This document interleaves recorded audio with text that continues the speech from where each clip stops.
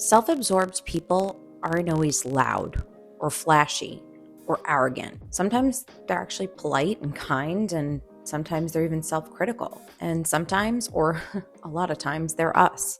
We like to think that we would be able to spot self-absorption a mile away.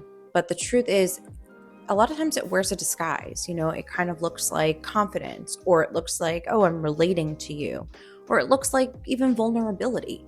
But underneath that, there's something else. It's this like turning inward that disconnects us from others. And surprisingly, it even disconnects us from ourselves. So today, we're not going to talk about narcissists. We're going to talk about us, really, that, in these subtle habits that creep into our daily lives and actually make us harder to connect with. And we're also going to talk about how to spot them before they even take over, because we just want to be better people. So let's look at habit number 1. Now, let's say a friend tells you, oh my God, I finally got a raise, right? Now, without thinking, your response is, oh wow, my boss sucks. He's the worst. I've been asking for a raise for months. Right there, that's the mirror effect. So this is the habit of reflecting every single conversation back onto yourself, right? And sometimes it's not selfish, right? It's not always selfish. Sometimes it's this like anxious reflex we have, and it's a way to really keep the spotlight moving so nothing feels like raw or awkward, if that makes sense. But over time, what's happening is this instinct teaches us to relate instead of to receive information. Now, psychologists actually say that it's one of the fastest ways to erode a connection, because what it's really saying to the other person is, your story reminded me of myself, not tell me more about you. So how do we check ourselves? Well, in your next few conversations, right, take a pause before you even reply and, say something like, oh, wow, that's awesome. How do you feel about it? This might feel like a really small thing, but it recenters the moment around them, not you. All right, let's look at habit number 2, which is this curiosity deficit. So have you ever walked away from a conversation and realized that you didn't ask a single question? That's what that is. So, we're assuming that we already know the answer, or we don't really care enough to find out what the answer is. We ask, how are you? They say good, and that's it. End of questioning. But here's something fascinating. Studies actually show that when we ask meaningful follow-up questions, the brain lights up, ours and the other person. So curiosity activates areas that are linked to empathy, memory, connection. So the next time you're talking to someone, don't stop at, how are you? Why don't you try, what's been the best part of your week so far? And then listen to the answer, right? Don't just respond. Don't try to throw your own stuff in there. Just listen and try to understand. All right, let's look at the third habit. So this one kind of hides in plain sight because it's this urge to impress, to entertain, to perform, right? To say a clever thing instead of maybe the honest or true thing. So you're not really listening, right? You're kind of rehearsing, and you're not sharing. You're like auditioning. It's a really subtle habit, but over time it shifts your value system to from connection to actually validation.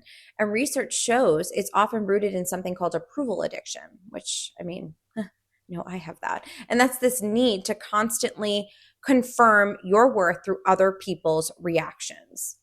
But here's how you reframe this. So, first of all, you don't have to be the most interesting person in the room.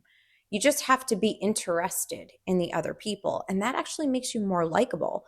And you know what? Not as self-absorbed. So here's a challenge for you. In your next conversation, why don't you notice or try to notice when you actually start planning your next line, right? Are you thinking about what you're going to say before you say it while someone else is talking? And then don't do that. Simply ask, why is that important to you? Because that's how you move away from you performing and getting that approval to just being present in the conversation. Let's look at this fourth habit, emotional hoarding. So, we love to talk about vulnerability, but the catch is that real vulnerability is reciprocal.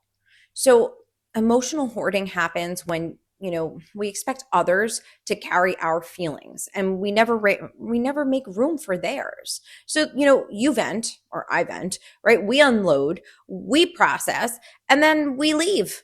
There's nothing else going on here. And that doesn't always come from selfishness, although it can. Sometimes it comes from desperation and this, inner hunger to be seen. But when it becomes one-sided, people start to pull away. And it's not because they don't care, but because there's no space left for them. It becomes draining. So maybe after your next deep conversation, why don't you ask who learned more about who in this conversation? So if the answer is always they learned more about me, it might be time to flip the script and to realize that you're self absorbed. All right, let's look at habit number 5. Now, this one is sneaky because you're not trying to dominate, you're just kind of narrating your life, if that makes sense. The project goes well. Oh, it's because I planned it well. A problem happens. Well, it's really about how I was affected. This is what psychologists call the self-reference effect. So we remember things better when they revolve around us. Now, it's how our brains make sense of the world, but memory is not the truth. So, being the main character of your own story doesn't mean that you're the only one in that story. So, how do we reset this? Well, when you're having a conversation, you can tell a shared story from someone else's perspective. You'll be surprised what details you actually missed and the empathy that you might actually gain. Sometimes self-absorption is unintentional. We're not actually trying to be self-absorbed people, and it doesn't make us bad people. It makes us human people. But there's a choice, right? You can keep, running every interaction through your own lens, or you can pause and you can look outside and see, well, what are other people feeling? What are other people going through? Ask, listen, make space for someone else to actually respond, because the people who leave the deepest impression are not going to be the ones who talk the most. They're the ones who actually notice the most. So I'd say every day, why don't you think about these 3 questions? Did I learn something about someone else today?